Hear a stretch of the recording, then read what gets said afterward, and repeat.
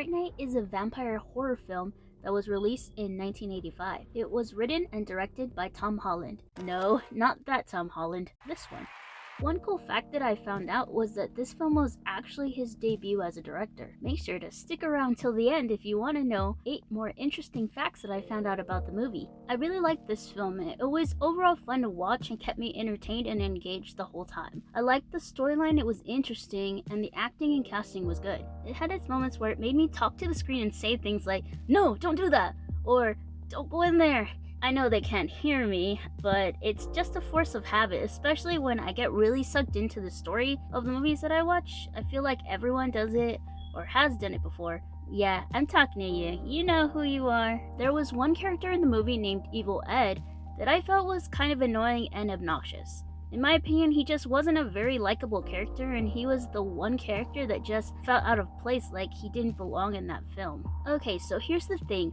I'm not saying that the actor who played him did a bad job, because he did a great job with what he was given, but the character itself, it just wasn't a good character, and he could have been written in a way better way to fit into the storyline. This film had some moments that made me laugh and some moments that made me go, okay, that was pretty cool. The actor Chris Sarandon played the vampire Jerry Dandridge in this film, and I've gotta say he did a great job, and he was very convincing, and I was impressed by how well he played the character. I think that honestly his character was one of the best parts of the film. His familiar Billy Cole was played by actor Jonathan Stark. He did a great job, and both characters worked great together, especially in their interactions with each other. The actor William Ragsdale played the main character Charlie Brewster. He did a great job playing that character, but the character itself was sometimes a bit unlikable because of how he handled certain situations, but he does have his moments where his character is likable and even heroic. It was playing a teenager, so I mean, that pretty much tracks. The actress Amanda Bearse played the role of Amy Pearson, who's Charlie's girlfriend. I liked her character sometimes, but there were moments where she annoyed me with how she acted towards Charlie. For example, there's this scene in the movie where Charlie is telling her about the vampire who lives next door to him and telling her that he's in danger,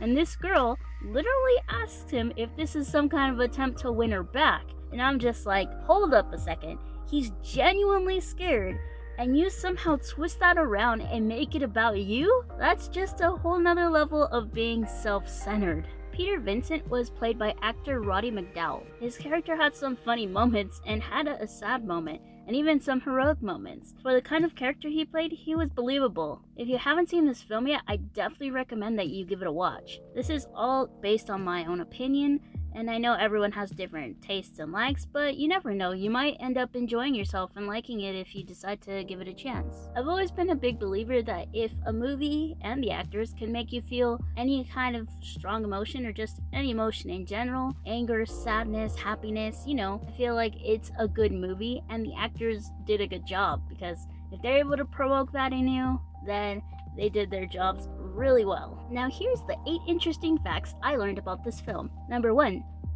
Charlie Sheen actually auditioned for the role of Charlie Brewster, but was beat out by William Ragsdale. Number 2. The makeup and visual effects team accidentally glued the actor who played Evil Ed's mouth shut with prosthetic glue. Number 3.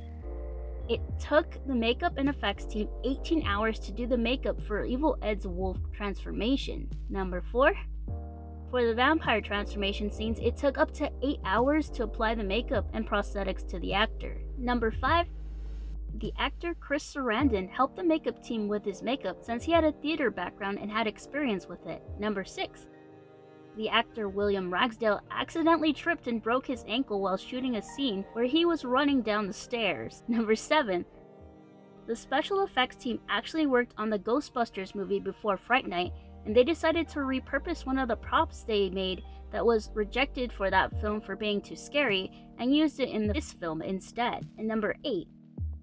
One of the vampire's victims in the film was actually played by Playboy Playmate Heidi Sorensen. If you liked this video, smack that subscribe button and watch this video next. If you want to watch the movie I just reviewed, the link will be in the description box below. This has been The Creature Junkie, your home for all things monster and creature related.